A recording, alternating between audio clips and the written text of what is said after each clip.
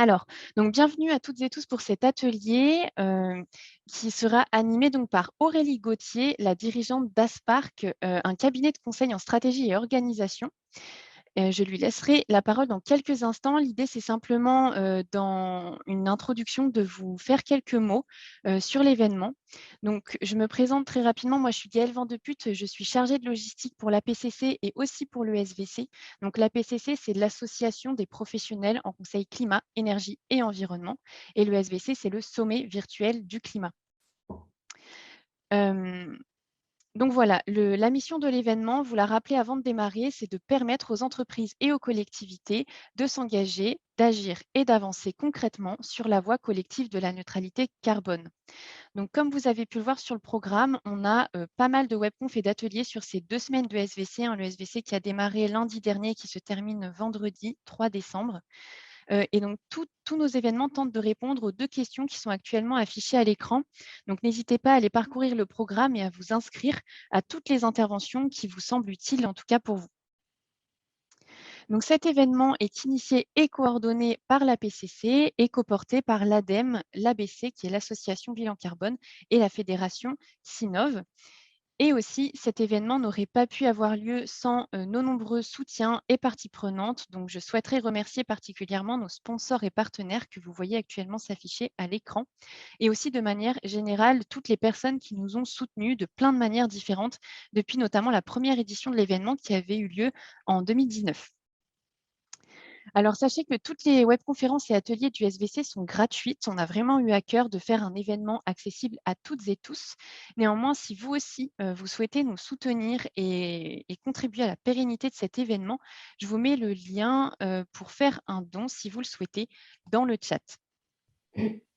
Pour les aspects logistiques de cette webconférence, simplement quelques points à noter avant de démarrer.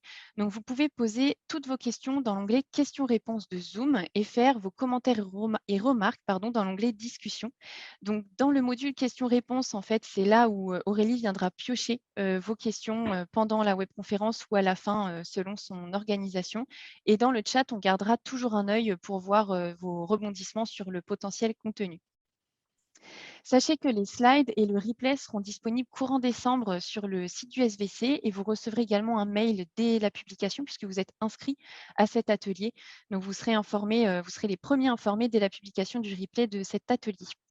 Donc voilà pour les précisions techniques.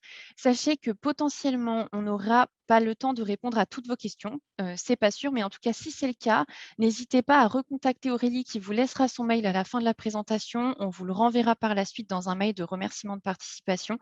Et aussi, je vous mets dans le chat le lien vers vers sa page intervenant, en fait, qui est sur le site du SVC et où vous pouvez prendre rendez-vous du coup directement avec elle si vous le souhaitez. Voilà, il me semble que j'ai tout dit en introduction, donc Aurélie, il est temps de te passer la parole et je vous souhaite un bel atelier à tous et je reste en ligne si besoin. Merci Gaëlle. Est-ce que vous m'entendez bien? Oui. Oui, ouais, moi je t'entends bien. Bonjour à tous.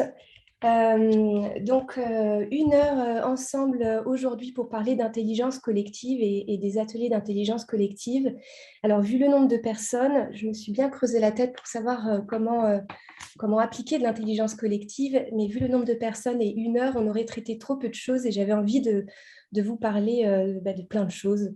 Alors, on va avoir une petite présentation un peu descendante, mais avec un maximum, on va essayer d'avoir un maximum d'interactivité. Donc, n'hésitez pas à écrire vos questions et réponses dans le Q&A ou de répondre aux réponses, aux questions que je vais vous poser dans le chat de Zoom. Alors, on va commencer. Donc, Spark, à l'origine, c'est un cabinet de conseil en stratégie en organisation, effectivement, et on est spécialisé dans le travailler ensemble, c'est-à-dire tout ce qui permet à une équipe d'être plus performante, que ce soit une équipe opérationnelle ou une équipe projet. Mais suite à une prise de conscience, comme beaucoup, on a voulu en fait shifter notre activité. Et depuis 2 ans, on investit autant de temps et d'argent qu'on peut pour monter en compétence sur le sujet. Et notre ambition, c'est de mettre notre expertise historique au profit de la lutte contre le dérèglement climatique. Et donc, en septembre dernier, nous avons sorti notre offre décarbonation et de fil en aiguille, je vous parle aujourd'hui d'intelligence collective au service de votre stratégie bas carbone. Alors, pour commencer, un petit test pour voir si tout le monde utilise correctement Zoom et qu'il n'y a pas de problème technique. Un petit exercice, est-ce que vous saurez trouver la bonne réponse à cette devinette? Donc, on a le scénario suivant. Je vais vous le lire et il y a 3 réponses possibles. Est-ce que vous pouvez, un à un, tous écrire la réponse à votre avis dans le chat? Alors, le scénario est le suivant. Imaginez, Paul regarde Linda, Linda regarde Jean, Paul est marié, Jean n'est pas marié. On ne sait pas si Linda est mariée ou non. Est-ce qu'une personne mariée regarde une personne qui ne l'est pas? À vous de jouer, je regarde les réponses dans le chat.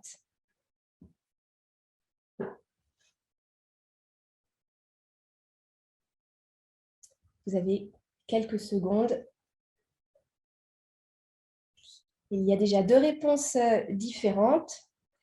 Alors, peut-être que si vous avez des réponses différentes, vous avez des arguments. Et entre vous, vous pouvez exposer vos arguments sur le chat pour voir si ça fait changer d'avis certains participants.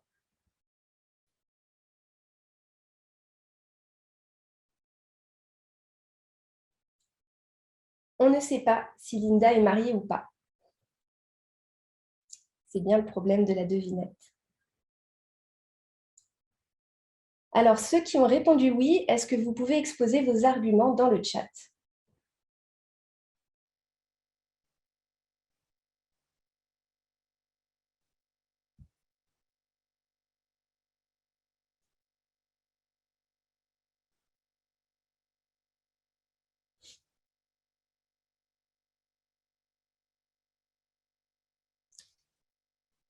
Alors, je vais essayer de parler. Alors, on ne sait pas si Linda est mariée, mais soit elle l'est et elle regarde bien Jean, et Jean n'est pas marié, soit elle ne l'est pas, et Paul, qui est marié, regarde Linda, qui ne l'est pas. Est-ce qu'avec cet argument-là, ça fait changer d'avis certaines personnes dans le chat?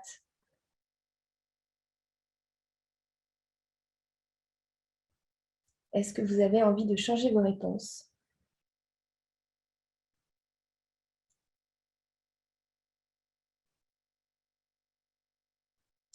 Oui.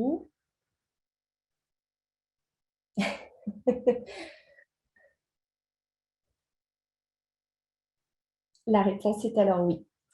Voilà, donc vous êtes en train de vivre un tout petit bout de la puissance de l'intelligence collective. Donc effectivement, le premier réflexe, c'est de répondre qu'on ne sait pas. Et puis ensuite, on commence à décortiquer le problème et on se rend compte que la réponse est oui parce qu'on a 2 situations différentes, mais qui fait que dans un cas ou dans l'autre, il y a bien 2 des 3 personnes qui correspondent à ce qui est précisé dans le scénario. Alors, merci à tous pour votre participation dans le chat. C'est super, vous êtes très actifs. Alors, quand on parle d'intelligence collective, on parle de quoi? L'intelligence collective, d'abord, c'est le fait de mettre en avant, de valoriser les compétences de chacun. Et ces compétences, elles sont différentes et respectées chacune d'entre elles. Et c'est aussi coordonné en temps réel, c'est-à-dire que la plupart du temps, on va mettre plein de gens différents autour de la table et puis ces personnes vont échanger en temps réel. C'est un peu le principe de dire que personne ne sait tout, mais tout le monde sait au moins quelque chose. Et on parle aussi d'intelligence distribuée. C'est un autre nom pour intelligence en essaim et c'est ce qu'on retrouve dans la nature, notamment avec les étourneaux, par exemple, et les fourmis. Et c'est la capacité des individus d'un groupe à interagir uniquement avec ses voisins directs et de prendre une décision par rapport à son environnement direct. Et globalement, le groupe, en fait, a une complexité qui dépasse chacun des individus qui le composent, mais qui a une certaine cohérence. On parle dans ces cas-là de stigmergie, et ça fait appel à des notions d'auto-organisation, et ce qu'on retrouve parfaitement dans Wikipédia, chez les êtres humains. Mais l'être humain, il va au-delà de ça. Nancy Huston parle d'une espèce fabulatrice, c'est-à-dire qu'on a la capacité à penser et à parler de choses qui soit n'existent pas du tout, soit n'existent pas encore. Et le célèbre Harari qui a écrit Sapiens ou une brève histoire de l'humanité, je trouve que sa théorie est super intéressante, c'est que c'est parce que l'être humain a la faculté de croire en quelque chose qui n'existe pas, quelque chose qui est dans son imagination, que du coup, ils vont être capables de collaborer tous ensemble pour aller vers un but commun, vers une réalité imaginaire. Et l'être humain, en fait, est la seule espèce sur Terre, connue à ce jour en tout cas, qui est capable de collaborer à beaucoup plus que la limite naturelle des 100-150 individus qu'on peut retrouver, je ne sais pas moi, dans une meute de loups ou chez les singes, par exemple. Alors, à vous de jouer dans le chat.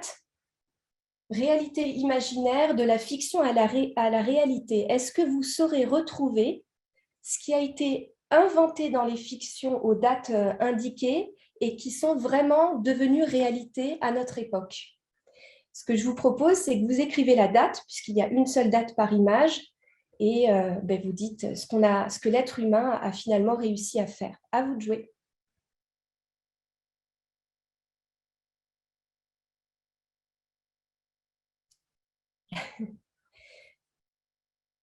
Alors,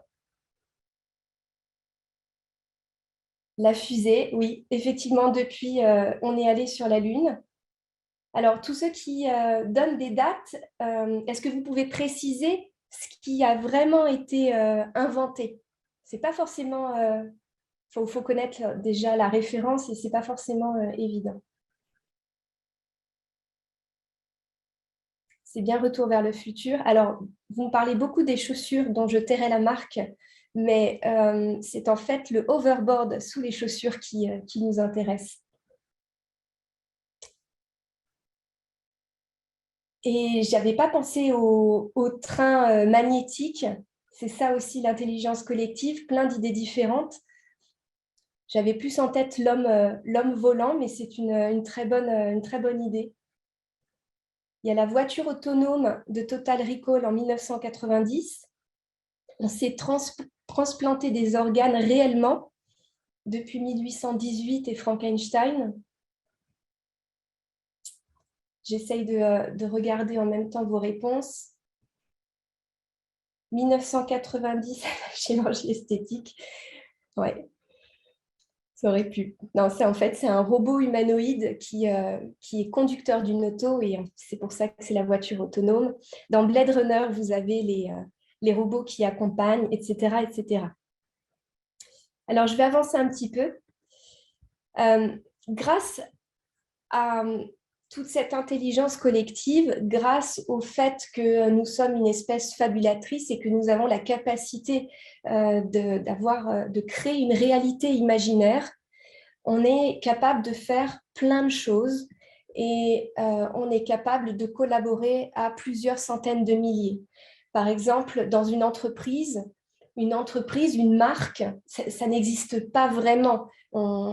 C'est très difficile, si vous prenez le bonobo, de lui expliquer que n'importe quelle grande marque d'entreprise, il faut se conformer à telle ou telle règle. L'être humain est le seul à faire ça et c'est pour ça qu'on a pu réaliser des choses extraordinaires. Je vous laisse deviner les photos dans le chat. Est-ce que vous reconnaîtrez ce viaduc? Yes. Et cela vous fait penser à quoi? Donc, c'était le viaduc de Millau. Aujourd'hui, je connais tout mon génome. On est capable de réaliser de la microtechnique. On fait des prouesses dans le domaine de la santé et pas seulement en chirurgie.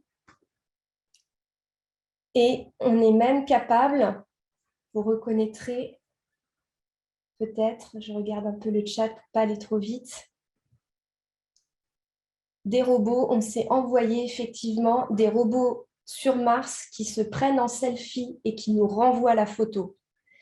Et donc, on sait faire des choses incroyables grâce à cette intelligence collective. Et ce que je veux vous dire, c'est que on va suivre notre morale au travers de cette présentation avec la courbe du deuil. Et donc, quand on a fait le constat de toutes ces choses extraordinaires qu'on sait faire, jusqu'ici, tout va bien, on est d'accord. Oui, mais le problème, c'est qu'il y a aussi des choses qui ne sont pas si belles que ça, qu'on fait tous les jours, ou des conséquences des choses que l'on fait tous les jours. Est-ce que vous savez ce que représente cette tache rouge sur la carte?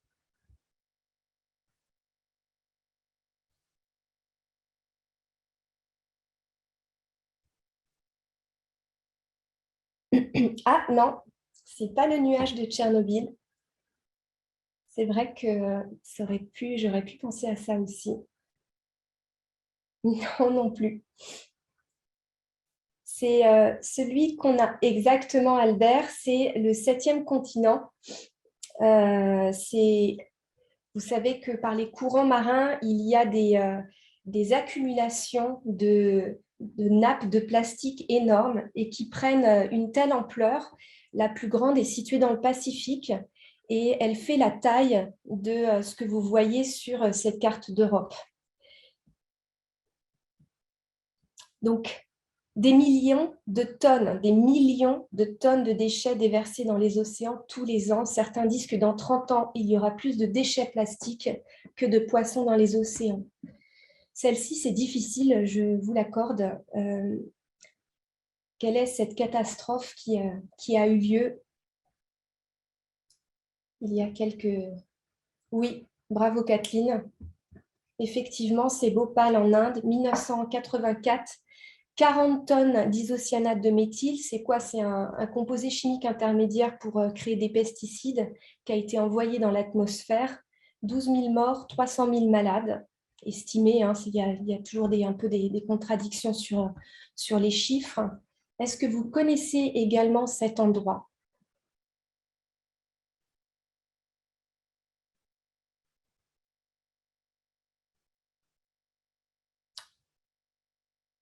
Alors, ça aurait pu être, oui, effectivement, ça ressemble au pergélisol, au permafrost. Cependant, il y a quand même encore un petit peu de neige. Euh, on est plus dans une zone désertique ici, de base, d'origine.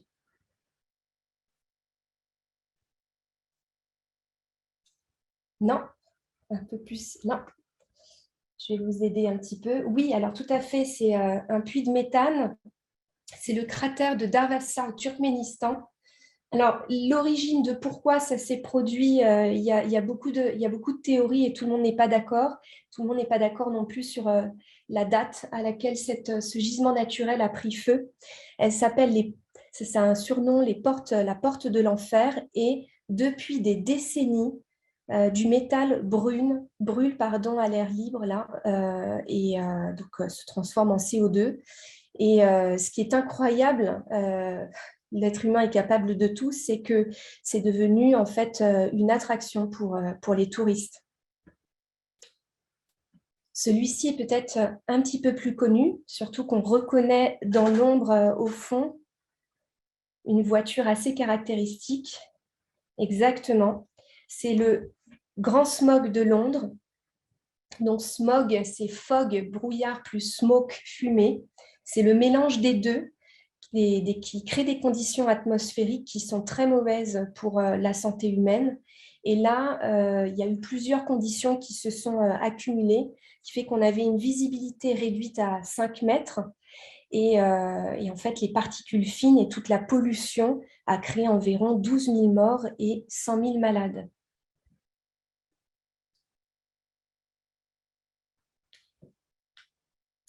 Ici, c'est la plateforme BP qui a explosé, qui fait qu'il y a un tuyau, hein, une canalisation dans les fonds marins qui s'est détachée. 87 jours pour réparer cet accident. Et au plus fort de la crise, 800 000 litres de pétrole par jour qui étaient déversés dans l'océan. Et ici, nous avons la pollution, les épidémies de saturnisme, surtout chez les enfants, à cause de la pollution au plomb et de toutes ces décharges à ciel ouvert et dans les rues de composants électriques et électroniques. Alors, celui-ci est le plus grand connu à Guiyou en Chine, mais sachez qu'il y en a pas que dans cette ville, il y en a aussi en Afrique et dans d'autres pays d'Asie.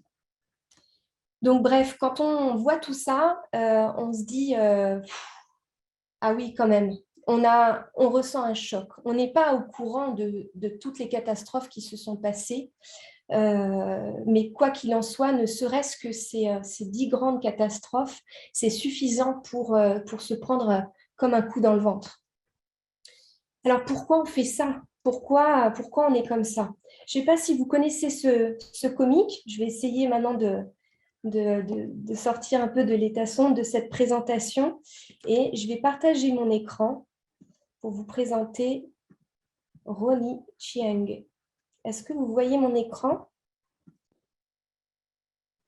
Oui, on voit bien ton écran. Ok. Et dites-moi dans le chat si vous avez des problèmes pour le son. À tout de suite.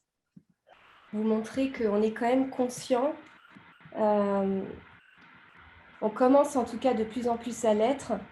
Et c'est une des raisons pour lesquelles le fait de vouloir toujours plus vite, il le dit lui-même, hein, harder, faster, stronger, qu'on arrive dans des situations qui sont aberrantes.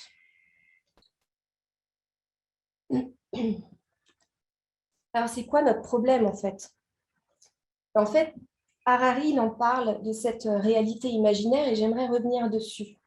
On a, par rapport aux autres animaux, cette notion de révolution cognitive. Et on a la capacité à créer une réalité imaginaire. Selon lui, les entreprises, les religions, toute forme d'idéologie sont des réalités imaginaires et l'être humain, en très grand nombre, est capable de se mobiliser, de se conformer par rapport à ces réalités imaginaires.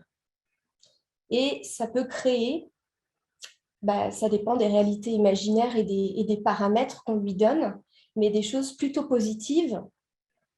Et dans ces cas-là, on va vers une utopie, l'utopie qu'on crée. Est-ce qu'on va réussir à la passer du côté de la réalité ou au contraire, aujourd'hui, on invente des films qui parlent plutôt d'une dystopie, c'est-à-dire on imagine un monde qui devient terrible, on a la collapsologie, on a l'effondrement, etc. Et est-ce qu'on se dirige plutôt vers cette chose très négative? Est-ce qu'on n'a pas en fait un problème avec ce qu'on met en entrée de cette réalité imaginaire? Est-ce qu'on n'a pas une différence trop grande aujourd'hui entre notre réalité imaginaire et la réalité physique de notre monde? La réalité physique, géologique, biologique, chimique, c'est-à-dire ce monde qui a un diamètre, un certain nombre de kilomètres carrés, de forêts, de terres, de mers et des ressources finies. Ça, en fait, est-ce que c'est pris en compte dans notre réalité imaginaire? Là, dans notre courbe, on en est où? On dit non, mais ça va aller, enfin, ça fait longtemps qu'on est comme ça, tout va bien se passer. Mais est-ce qu'on en est si sûr? Ce monsieur, Jean-Baptiste Say, qui est vu comme l'un des plus grands influenceurs sur l'économie, la manière de voir le monde, donc cette réalité imaginaire qu'est l'économie, il dit clairement que les richesses naturelles sont inépuisables, car sans cela, nous ne les obtiendrions pas gratuitement. Ne pouvant être ni multipliées ni épuisées, elles ne sont pas l'objet des sciences économiques. C'est incroyable de lire ça à notre époque, vous ne trouvez pas? Et pourtant, on est parti de là et on a créé notre réalité imaginaire et on parle de produit intérieur brut, de croissance, de vitesse, de performance financière.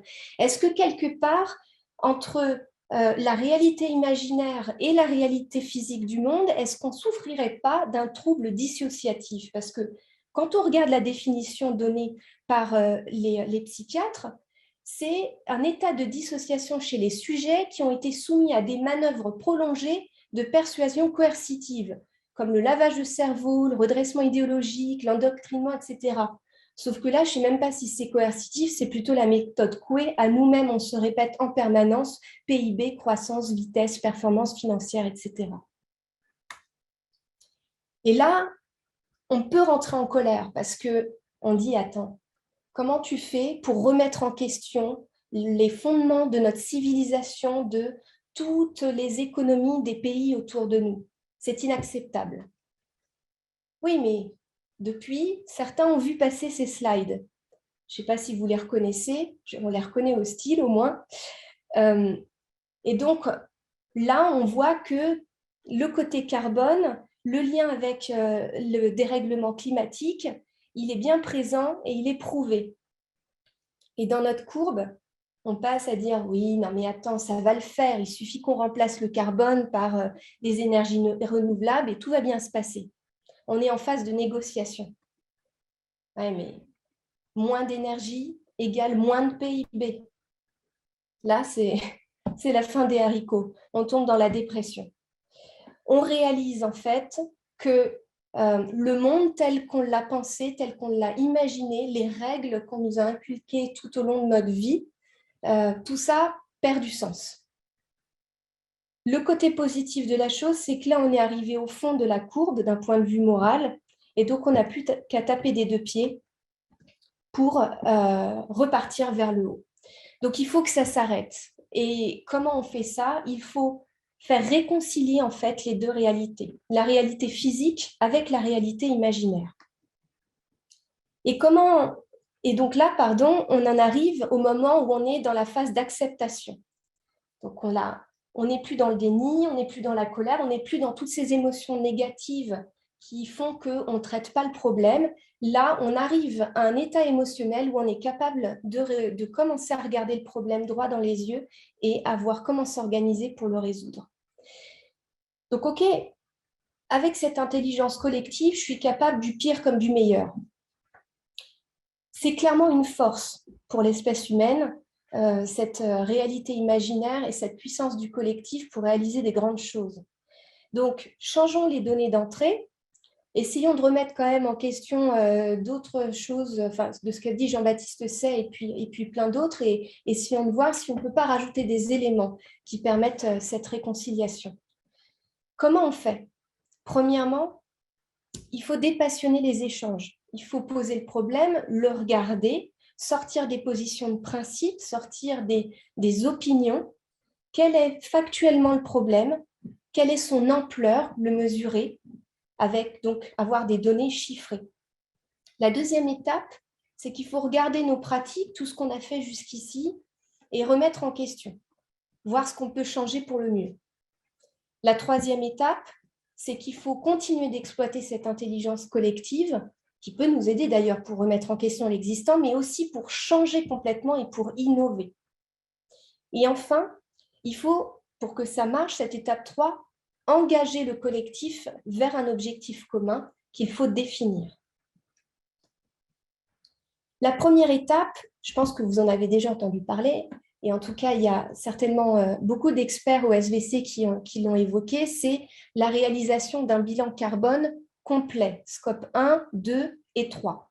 Ça ne sert à rien de regarder qu'une partie, il faut regarder le problème dans son ensemble pour pouvoir identifier les postes les plus émissifs et puis continuer de mesurer, de voir où est-ce qu'on en est dans sa trajectoire de décarbonation et mesurer l'impact carbone des actions qu'on a réellement mises en place. On parle du carbone aujourd'hui et il y a aussi tous les autres critères environnementaux et donc réaliser une analyse de cycle de vie est très important également pour l'ensemble des autres critères environnementaux. Pour questionner, remettre en question les pratiques existantes dans une entreprise, je veux dire. Il s'agit de revoir l'intégralité des pratiques sous l'angle de la responsabilité sociale et sociétale des entreprises. Donc ici, nous, on va parler beaucoup d'empreinte carbone ou de protection de la biodiversité. Et dans une entreprise, j'ai fait le choix de distinguer 3 grands ensembles, que sont premièrement ce qui se passe au niveau du terrain. Donc, on a des pratiques opérationnelles avec des gens qui travaillent sur le cœur de métier. Et puis, il y a tout ce qui est pratique de changement, donc le monde du projet. Si on regarde des méthodes ou des pratiques qui sont connues dans ce domaine-là, on va retrouver tout ce qui tourne autour de l'excellence opérationnelle. Et celui-ci, je trouve, est un très bon exemple parce que au tout départ, le Lean Six Sigma, en tout cas tel qu'appliqué dans les entreprises, on ne réfléchissait que par rapport à ce qu'on appelait la voix du client. Alors, pour ceux qui ne connaissent pas, je vais expliquer un petit peu. On a un processus, une chaîne de valeur qui tourne et on cherche à l'optimiser. L'optimiser par rapport à ce qu'un client souhaite acheter. Si un client souhaite acheter quelque chose, c'est parce qu'il est prêt à donner de l'argent pour quelque chose qui a pour lui de la valeur. Et donc, de comprendre ce qui a de la valeur pour ce client-là, ça s'appelle la voix du client. Et à une époque, on ne travaillait que pour satisfaire cette voix du client.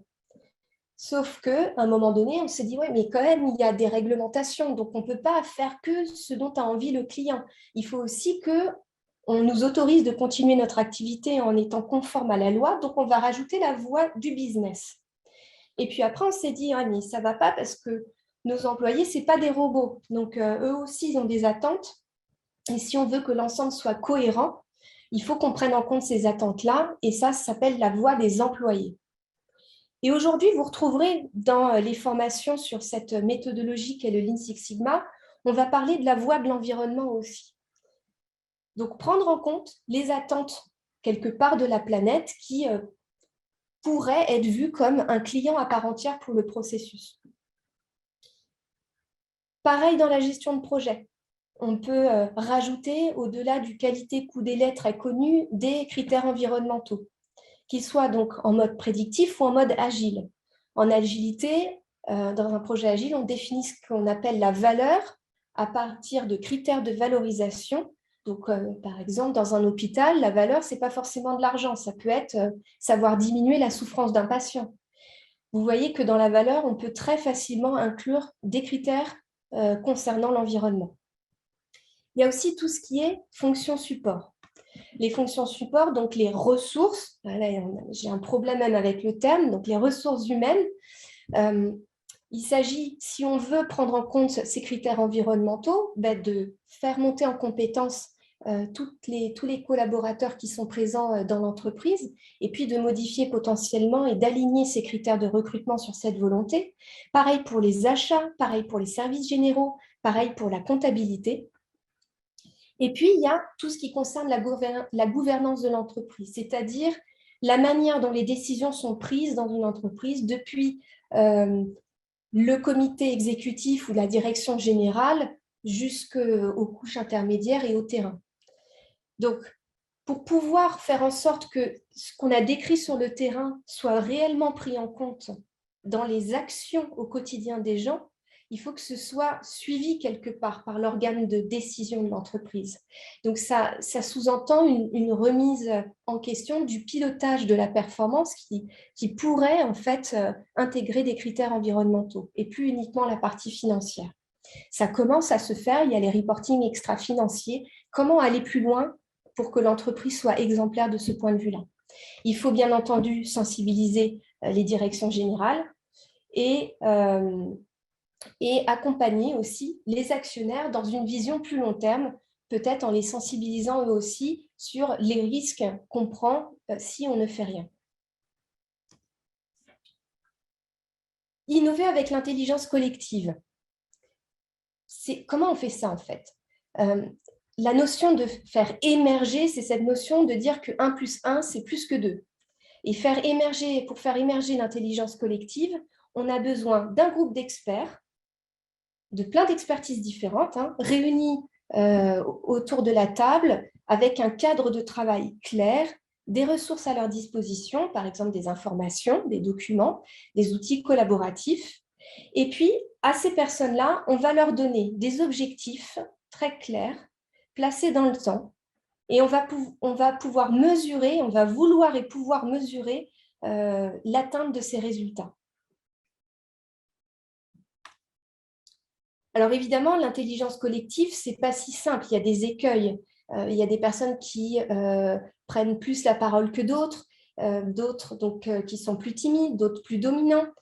Parfois, on parle, on ne fait que parler, mais on ne prend pas de décision, donc il n'y a pas réellement de résultats à la sortie de la séance de brainstorming. Parfois, on a des avis d'experts qui ne sont pas pris en compte par le groupe. Parfois, le groupe accepte trop facilement l'avis d'experts, c'est de l'acceptation passive. On peut manquer d'esprit critique parce qu'on est un peu en vase clos. Parfois, on est entre nous, entre gens semblables, et on a une certaine forme de conformisme, par exemple. Évidemment qu'on veut éviter tout cela quand on fait des ateliers d'intelligence collective. Et sachez qu'en fait, ils sont prévus pour quasiment effacer tous ces écueils, ou du moins les diminuer fortement. Il y a des dizaines et des dizaines de formats d'ateliers d'intelligence collective pour atteindre des objectifs qui sont très différents les uns des autres.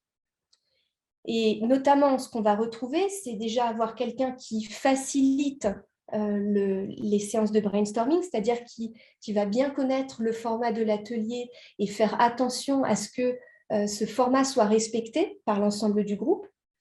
Il y a tout ce qui concerne les règles de fonctionnement du groupe, par exemple la communication non violente, l'écoute active.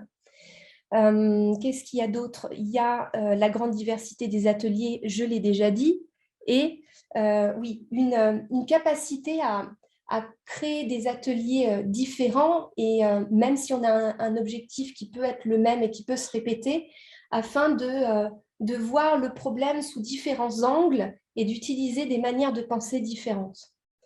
Donc ça sert à ça. Et pour aller plus loin dans l'intelligence collective, on utilise aujourd'hui les techniques du design, de la pensée design, pour ceux qui connaissent le design thinking. Et vous avez un exemple là d'étapes un peu classiques par lesquelles passe un groupe qui serait en atelier d'intelligence collective ou en atelier qu'on appelle de co-construction.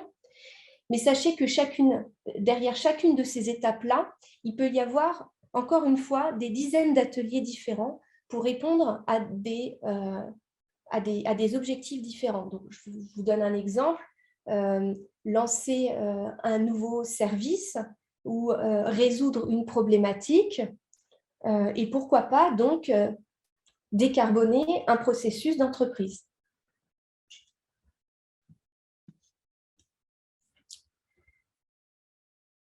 La quatrième étape qui est très importante, au-delà de l'aspect un peu technique de ces ateliers de co-construction, c'est qu'on a besoin d'engager le collectif vers un objectif commun. Et ça, la méthode OKR, qui s'appelle en anglais Objectives and Key Results, c'est une méthode collaborative pour mettre en place des ambitions et se projeter dans l'avenir relativement proche vers des impacts attendus et se mettre en ordre de marche pour maximiser la probabilité que ces impacts attendus se réalisent. Alors, cette méthode, elle provient d'un monsieur qui s'appelle John Doerr, je pense que j'écorche un peu son nom, qui a travaillé chez Intel et qui a mis en place cette méthodologie et qui ensuite est parti chez Google, l'a présentée et ça a été adopté. Et sachez qu'aujourd'hui, cette méthode-là est toujours utilisée chez Google.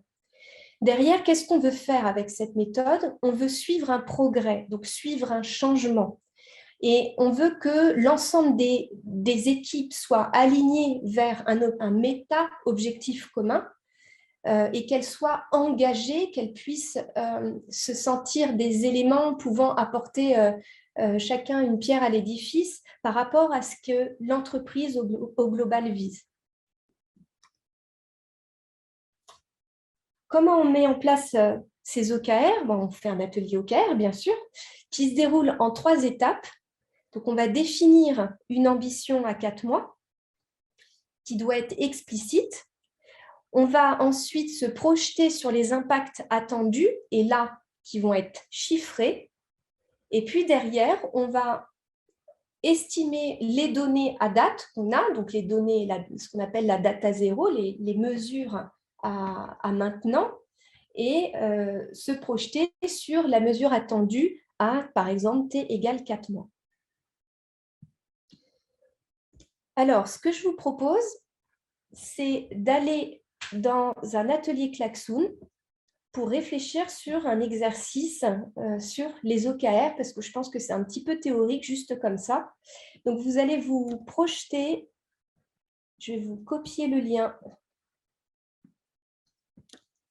dans le chat Zoom.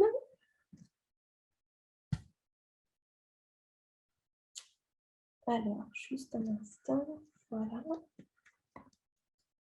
Est-ce que tout le monde peut cliquer?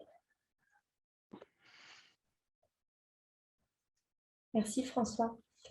Alors, la durée d'un atelier OKR, c'est difficile de répondre sans aucun autre élément parce qu'en fait, on peut mettre un atelier OKR au niveau d'une équipe seulement, où on peut créer tout un ensemble d'ateliers OKR pour aligner pour toute l'entreprise la stratégie avec les initiatives qui vont être mises en place par chacune des équipes. Mais si on regarde la durée au niveau d'une équipe, j'aime bien entre, je dirais, 3 heures ou une demi-journée. Alors, je dis toujours 3 heures et une demi-journée parce qu'on négocie en disant est-ce que ça ne peut pas être un petit peu moins, et parfois ça va être 2 heures et demie, mais sachez que les ateliers d'intelligence collective, il faut quand même se réserver du temps pour échanger, pour que tout le monde comprenne les points de vue des uns et des autres. Et c'est très important de suivre ça. Alors, est-ce que tout le monde a réussi à se connecter à son klaxon? Je vois que oui, effectivement, 42 personnes. Alors, hop. Donc, l'exercice est le suivant. Vous êtes les dirigeants d'un hôtel, vous avez tous des expertises différentes que je ne connais pas, mais j'imagine que les 42 personnes, 50 pardon, maintenant qui sont connectées, ne font pas tous le même métier.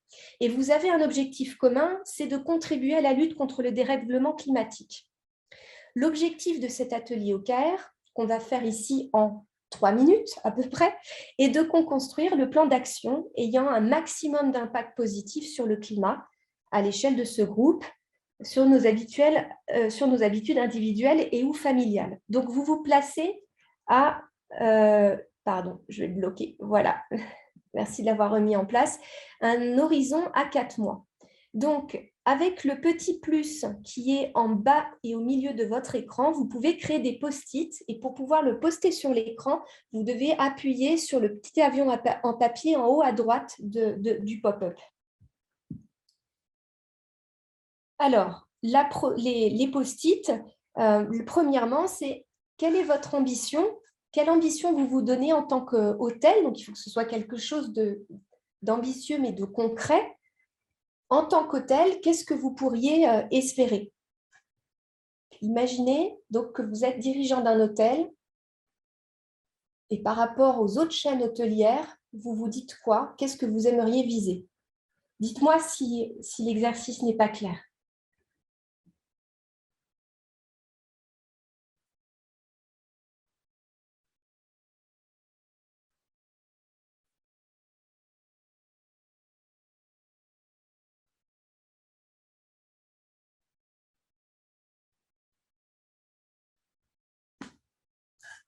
Alors, l'objectif, c'est, on est dans la peau d'un dirigeant d'une chaîne hôtelière, on veut être exemplaire par rapport à la lutte contre le dérèglement climatique, et donc là, l'exercice, c'est d'écrire des post-it pour formaliser l'ambition ou les ambitions qu'on vise pour cela.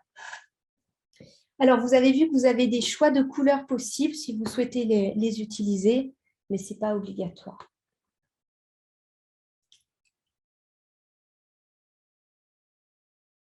Pas de problème, Géraldine, j'en suis désolée.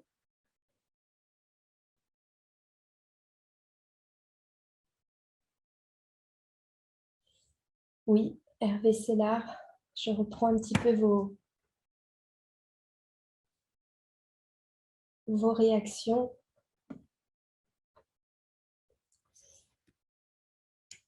Alors, réduire sa consommation d'énergie, sensibiliser les clients et leur faire découvrir le tourisme durable.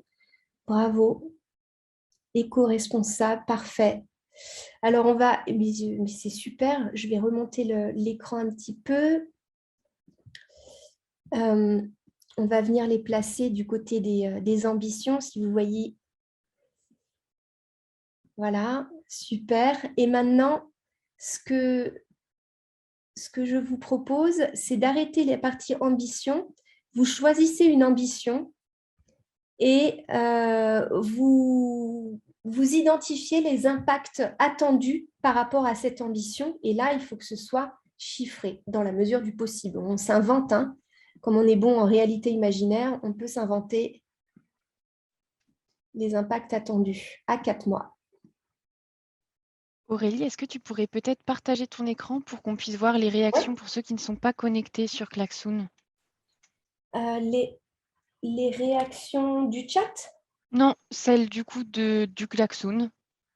Alors, normalement, vous devez voir le même écran que moi, mais je vais vous le partager tout de suite. Hop.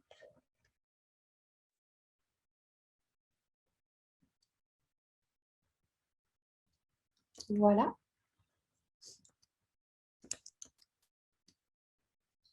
Super, merci. Avec plaisir. Divisé par 2 les émissions GES des voyageurs. Très bien.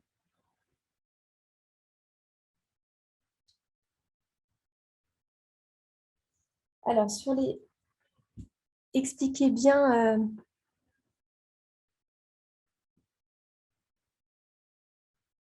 Je vois restaurant compatible avec les objectifs COP21, donner à T0 4 tonnes de CO2 équivalent par repas. Par repas?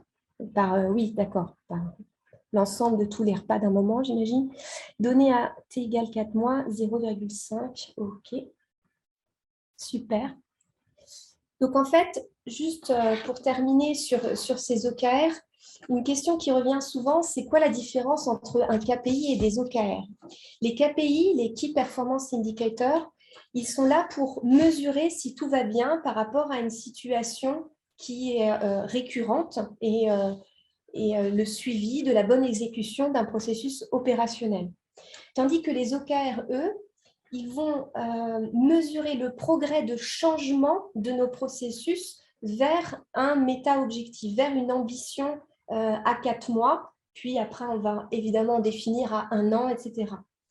Ça, c'est la première grande chose. Donc, les KPI sont là pour mesurer l'existant et le statu quo, tandis que les OKR sont là pour mesurer le changement. La valeur ajoutée des OKR, c'est qu'on a un alignement stratégique. Vous voyez que là, tout ce qu'on donne comme élément, on ne s'est pas référé à, il y a d'abord l'équipe de la cuisine, l'équipe des transports, etc. etc. Pour l'instant, on ne parle pas de ça. On parle d'un objectif commun au niveau de l'entreprise et de ce qu'il faudrait faire pour y arriver.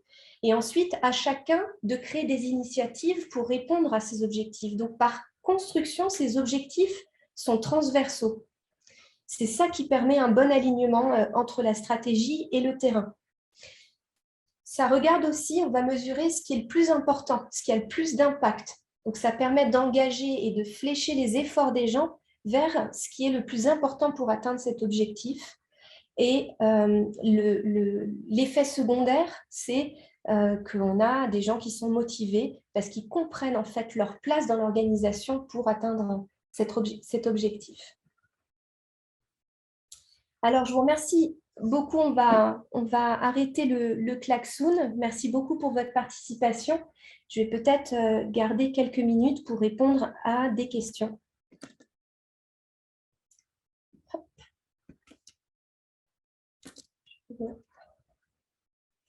Alors, il y a eu une réaction et je remercie beaucoup Jacques.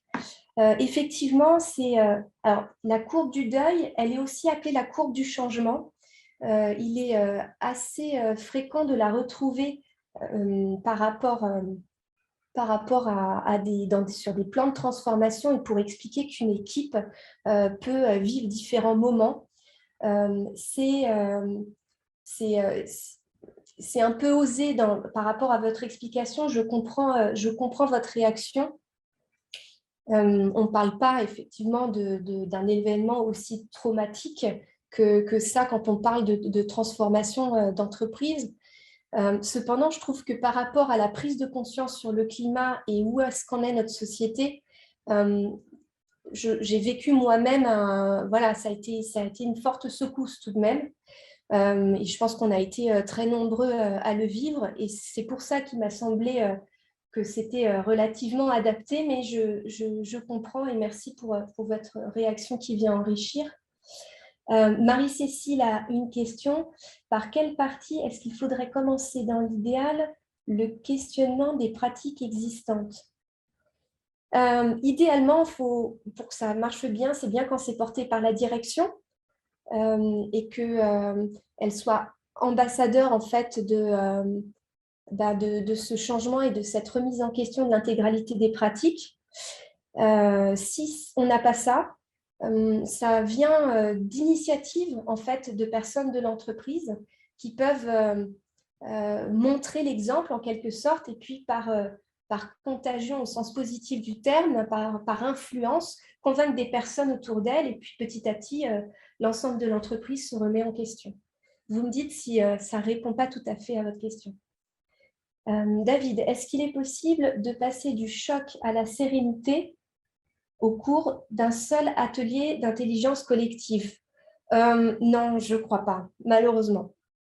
Dans le sens où je crois que déjà, physiologiquement, enfin, l'être humain, son cerveau, on a besoin d'assimiler ces chocs-là et je pense que ça met beaucoup de temps, en tout cas, beaucoup plus que juste un atelier de quelques heures. En revanche, ça peut permettre peut-être d'amortir le choc dans le sens où on donne des perspectives qui sont tournées vers l'action et donc vers quelque chose de plus positif. Mais non, je ne pense pas.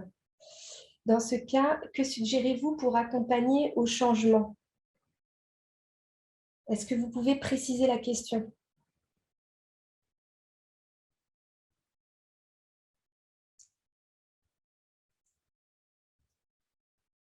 Est-ce que vous voulez dire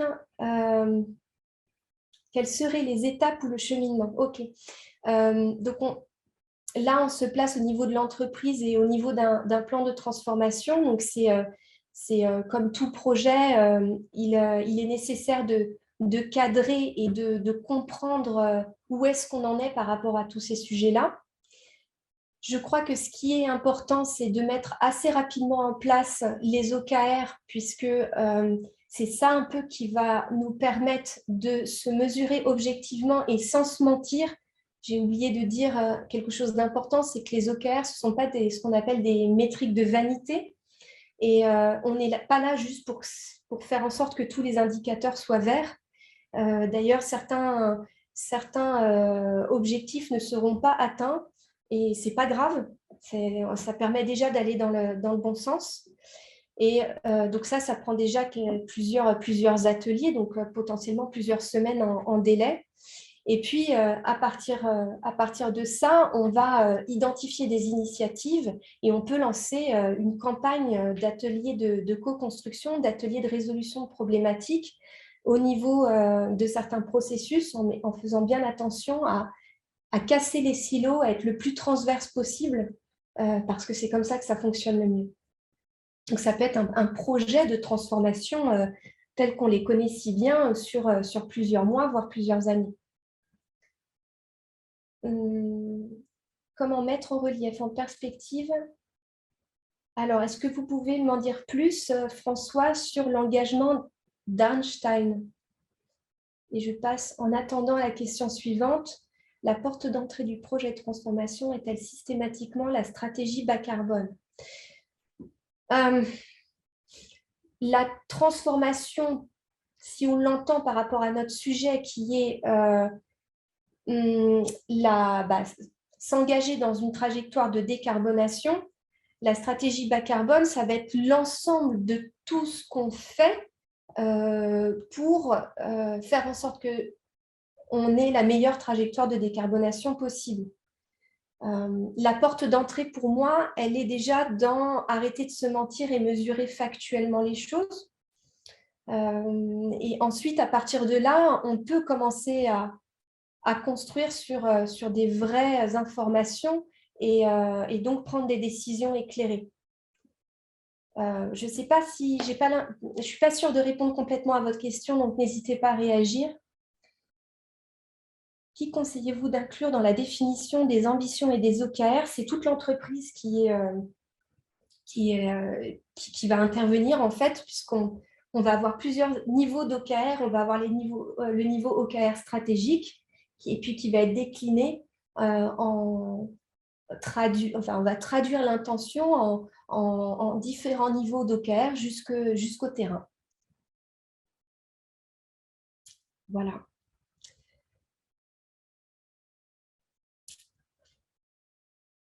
Après, une fois qu'on a fait tout ça, normalement, on se sent mieux on trouve plus de sens dans le travail qu'on fait. Le fait de rechercher du sens, de passer à l'action amène plus de sérénité. Je vois qu'il est 12h58. Je crois que je suis censée redonner la main à l'organisatrice de l'événement. C'est ça, merci beaucoup Aurélie. Je pense que tu as pu traiter la plupart des questions, en tout cas, qui étaient posées, donc c'est super. Je te remercie pour ce super atelier qui, je le vois déjà dans le chat, a beaucoup plu. Je remercie aussi nos participants et participantes parce que vous avez été nombreux à réagir et à vraiment vous impliquer dans cet atelier, donc merci à tout le monde.